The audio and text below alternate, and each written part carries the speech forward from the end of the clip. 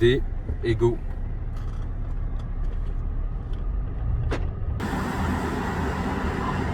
On les colle directement. Bonsoir à tous, bienvenue sur 225 Motors. Aujourd'hui, je suis posé sur le parking là pour vous faire une petite vidéo sur le Range Rover Vogue.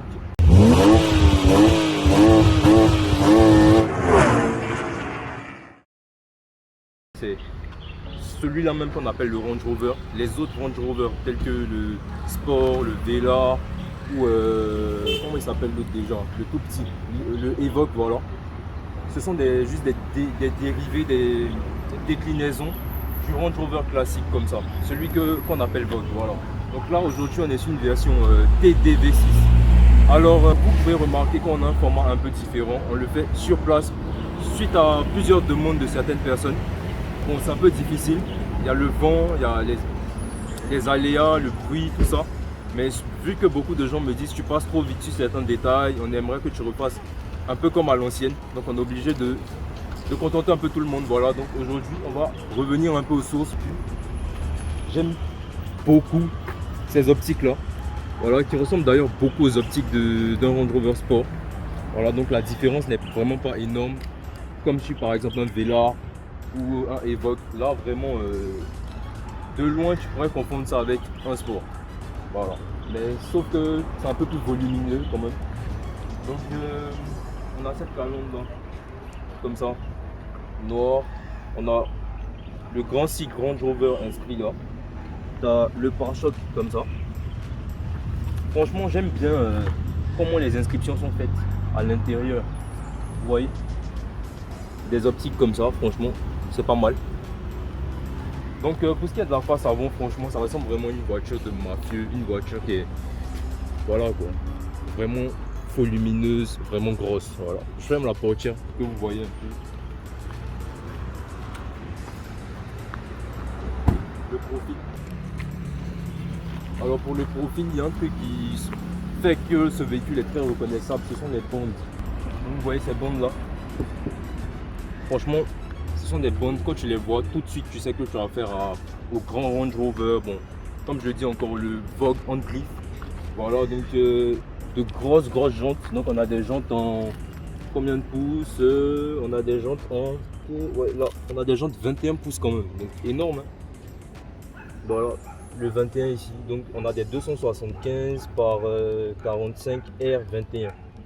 Voilà, j'ai lu à l'envers, donc j'espère que j'ai pas raconté de conneries. On va voir là. Ouais, c'est ça. Donc 275 45 R par 21, donc des 21 pouces. Franchement, ce sont de grosses jantes. Bon, elles n'étaient pas noires à l'origine, donc le propriétaire les a peintes en noir, mais avec le temps, la peinture a commencé à se barrer. Donc, bon, normal quoi. C'est une voiture qui roule en ville et tout ça avec les aléas, bon, c'est un peu normal. Elle est noire aussi, donc ce sont des couleurs qui marquent beaucoup.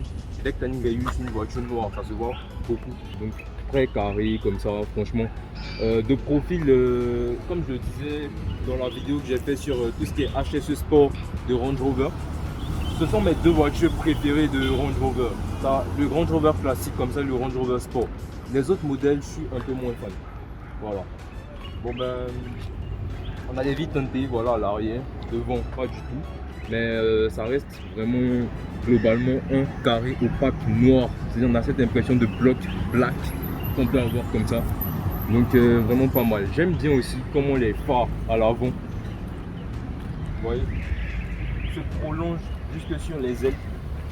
Ils auraient pu se contenter de couper ça là, mais vraiment ils ont ramené ça là. Ça donne un aspect un peu plus étiré, moins carré à la voiture. Parce qu'à la base ces voitures là sont assez carrées. On a des disques ventilés à l'avant et aussi des disques ventilés à l'arrière. Donc pas mal. Vous voyez l'espace qu'on a entre les deux là, c'est ça les disques ventilés. Si vous voyez, il y a un ici et au milieu il y a un espace. Donc c'est ça. Bon là je me suis bien sali là. Le mécano. Pareil aussi pour l'arrière. Vous voyez, ça rappelle un peu ce qu'on peut retrouver à l'avant. Vous voyez cette façon d'étirer les feux à l'arrière. Donc ça tombe bien, on va parler un peu de l'arrière. On a l'inscription Vogue à l'arrière, là, comme ça. Donc là vous avez l'inscription Vogue. Ensuite le sigle Range Rover un peu comme devant. Et ce qui fait particulièrement même la différence avec un modèle sport, c'est vraiment ces feux étirés qu'on a à l'arrière. Les feux du Range Rover Sport, tu as juste une sorte de carré comme ça. Là, tu as vraiment tout le machin qui descend. Et voilà, franchement pas mal. Donc on va prendre un plan d'ensemble de l'arrière pour que vous voyez un peu ce que ça donne. Donc c'est quelque chose de pas mal. Il est quasiment invisible tellement il est bien incrusté dans le béquet là. Béquet pas mal aussi. Donc vraiment c'est à l'arrière vraiment qu'on arrive à distinguer la différence avec un Range Rover Sport par exemple. Pour faire la différence avec un Range Rover Vogue, c'est plus sur l'arrière que vous devez que vous verrez ça. À l'avant c'est pas toujours évident. Voilà, donc pour l'aspect extérieur de la voiture, je pense qu'on a plus ou moins fait le tour. On a le système audio Meridian qui équipe beaucoup de... Bon, enfin, quasiment toutes les Range Rover et les... comment ça s'appelle, les Jaguar aussi. Voilà, donc tout ce qui est groupe Tata, voilà, c'est un peu leur groupe, je pense, ouais. Donc là, on a des surpiqûres, voilà, et du cuir. Ça reste un Range Rover, donc c'est vraiment bien équipé. On a des enceintes un peu là, voilà aussi, donc dans le montant comme ça, voilà, juste derrière le rétroviseur, donc pas mal. Alors on a le grand toit panoramique comme ça, franchement une option que j'adore, vraiment je kiffe. On a piano black, ciel de toit noir. Le volant comme ça, 4 branches, j'aime beaucoup. Tu as des options pas mal, commande vocale, etc. Franchement, des volants très typiques de Range Rover. Tu verras pas d'autres marques vraiment faire des volants qui ressemblent à ça réellement. Là, on a beaucoup de piano black. Beaucoup. J'aime bien l'inscription Range Rover. Là, tu as la molette qui va sortir pour que tu puisses passer les vitesses quand tu vas démarrer, par exemple. Tu vois, comme ça. Tu as le Land Rover qui va s'afficher. Tu as l'écran comme ça, donc tu as un Virtual Cockpit. Pour une voiture de 2014, franchement, Virtual Cockpit déjà. Donc c'est pour ça aussi qu'ils facturent leur voiture un peu trop. C'est-à-dire qu'ils mettent ils innovent beaucoup de technologies. Voilà, alors que comparé par exemple à des... Qu'est-ce qui se passe? On a trop de bruit. Attendez, je coupe ça pour qu'on puisse continuer. Voilà, comparé à par exemple à des constructeurs japonais qui vont éviter de mettre trop d'innovation trop tôt, qui vont prendre le temps que tout le monde le fasse d'abord, ensuite que la technologie soit maîtrisée avant de les mettre dans leur voiture. Les Allemands, les Anglais, ils prennent des risques d'innover, de mettre de nouvelles technologies qui ne sont pas forcément encore rodées et puis de les développer au fil des phases. C'est-à-dire l'améliorer sur la phase 2, phase 3 jusqu'à ce que ça devienne vraiment fiable. Mais ils prennent des risques d'innovation. Voilà pourquoi ils rencontrent beaucoup de problèmes de fiabilité. Mais bon, comme on dit, qui ne tente rien n'a jamais rien. Donc beaucoup de piano black comme je vous disais, du cuir, on a une grande boîte à gants, voilà, avec auxiliaire, machin à l'intérieur. On a ces sièges là, vraiment qui sont vraiment très confortables. Donc avec beaucoup de surpiqûres à l'intérieur, voilà. On a un bon maintien, voilà, latéral comme ça, donc pour les côtés. Donc au cas où tu es en plein dans une courbe, ben, ça c'est partir rembourré là. Vont faire que tu vas quand même te sentir voilà, confortable, voilà, tu seras quand même à l'aise. Voilà, tu as des accoudoirs comme ça ici. De l'autre côté aussi, tu as des surpiqûres. Tu as du cuir comme ça. Le dossier est dur. Tu as beaucoup de rangements, machin. Là, ce qui est bien, c'est que vraiment à l'arrière, tu as beaucoup d'options. Tu vois, tu as le Range Rover. Tu as de quoi gérer un peu la clim, je pense l'audio. Bon, enfin, tu as beaucoup de choses en tout cas. Tout ça. Tu vois, c'est vraiment, c'est pas juste un accoudoir quoi, t'as un peu de tout. Franchement, c'est quelque chose de pas mal. Tu vois, petit cendrier, machin, tes coupes de champagne, tout ça, tu peux vraiment te mettre bien à l'arrière de ce véhicule. Alors vous voyez, j'ai beaucoup d'espace aux jambes. Voilà, là le siège est vraiment hyper reculé comme vous pouvez le voir, jusqu'à dépasser même le pilier le pilier B de la voiture, pardon. Et vous voyez que ça va jouer encore de l'espace. Une bonne garde au toit, comme vous pouvez le voir. La portière ici aussi elle est assez sophistiquée, un peu différente de celle qu'on a à l'avant. Piano black ici comme ça, sur piqûre. J'aime bien ce petit rangement, franchement. Alors bon, le propriétaire ne maîtrise pas vraiment tout ce qui est motorisation, mécanique, c'est pas un fait automobile. Donc il n'a pas pu me donner des informations exactes concernant le véhicule. Mais de ce que j'ai remarqué, c'est un moteur turbo diesel. Voilà, donc le TDV6. en moteur 3 litres, donc qui ressemble beaucoup au moteur qu'on peut retrouver dans le Range Rover Sport, le SD V6 des Range Rover Sport. Voilà, donc comme le HSE que j'ai fait, tout ça, ça ressemble vraiment au même moteur, 3 litres avec suralimentation turbo. Je vois 2 filtres à air ici. Voilà, à l'intérieur, je n'arrive pas vraiment à voir jusqu'où ça rentre. Voilà, c'est un peu caché. Donc, je sais pas s'il y en a un ou deux turbo. Il y a vraiment beaucoup d'espace. Ça reste quand même une voiture pratique. Au-delà du côté très luxueux que le véhicule peut avoir pour ces années-là quand même. Voilà, donc pas mal. Normalement, voilà, permission automatique, voilà, comme ça. Alors nous nous retrouvons à bord du Range Rover classique comme ça. Bon, Vogue si vous voulez. Voilà la boîte, une fois que tu as démarré, tu as la molette qui ressort, donc D et go.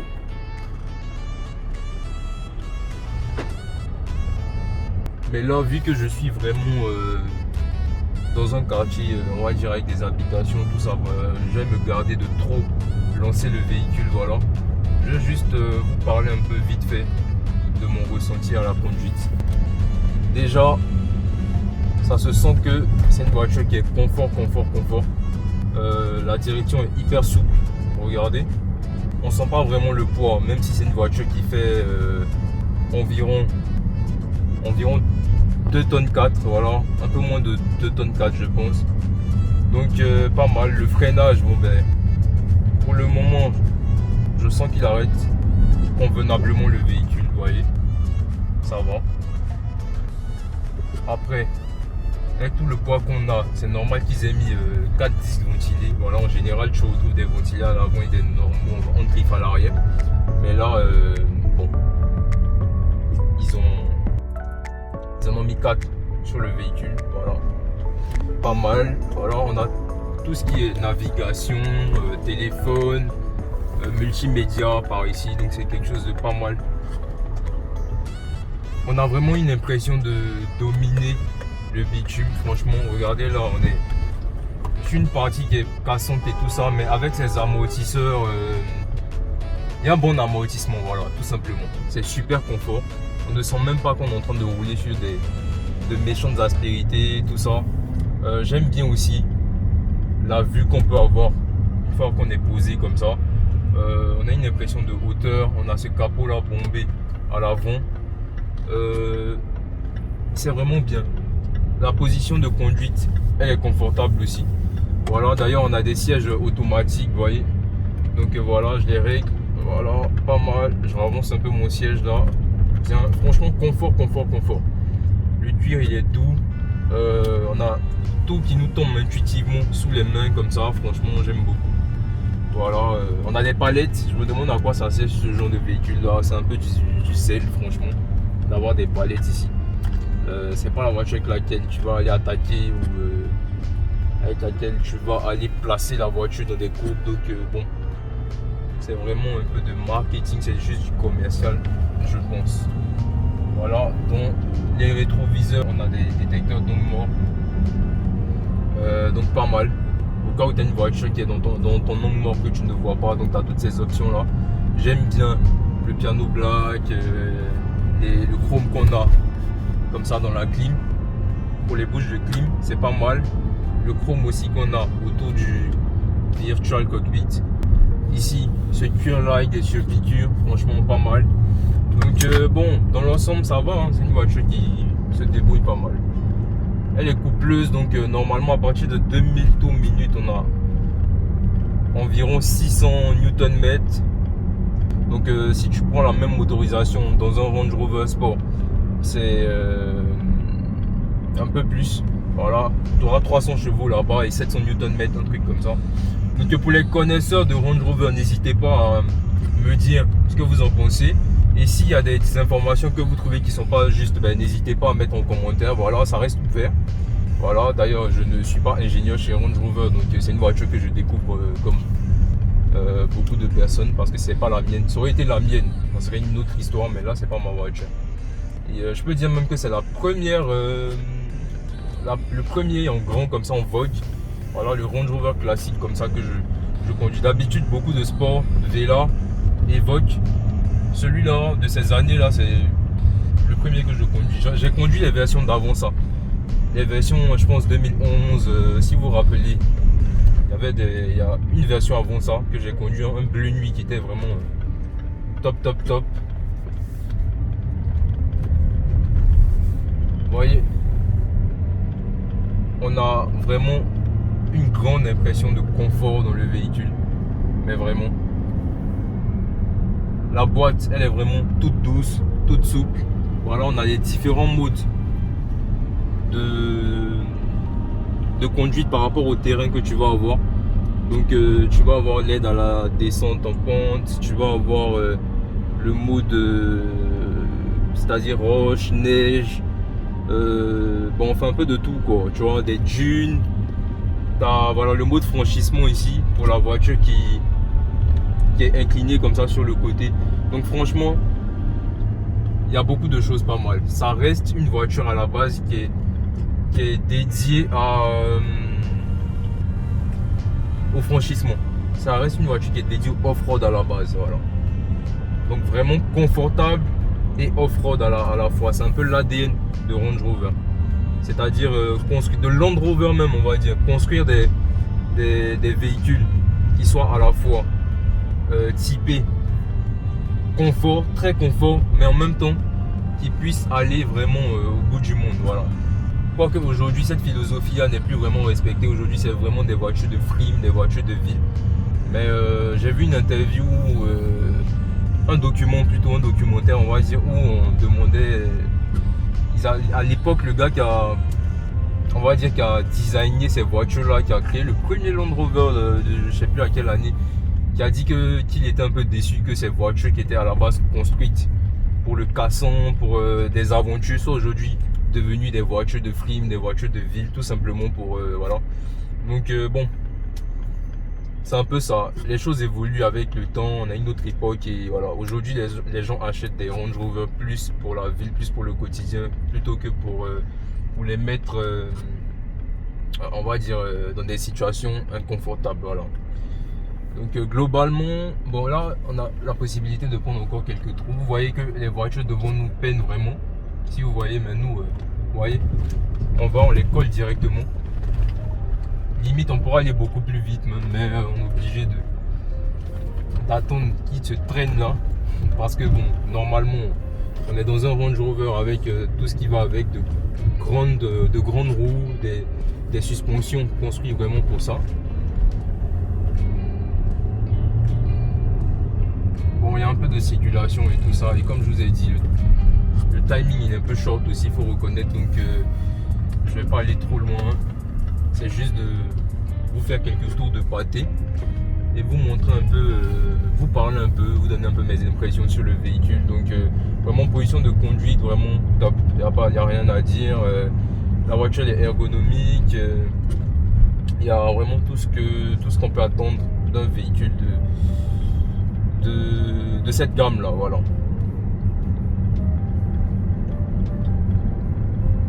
Vous voyez, c'est un moteur diesel mais vraiment silencieux. Là je me suis tué tout à l'heure, rien, le moteur il n'est pas bruyant. Donc vraiment bien. Alors beaucoup d'entre vous, comme je disais, ont demandé que les essais reviennent un peu comme ceux aux sources, on va dire, les essais à l'ancienne. Alors dites-moi ce que vous en pensez.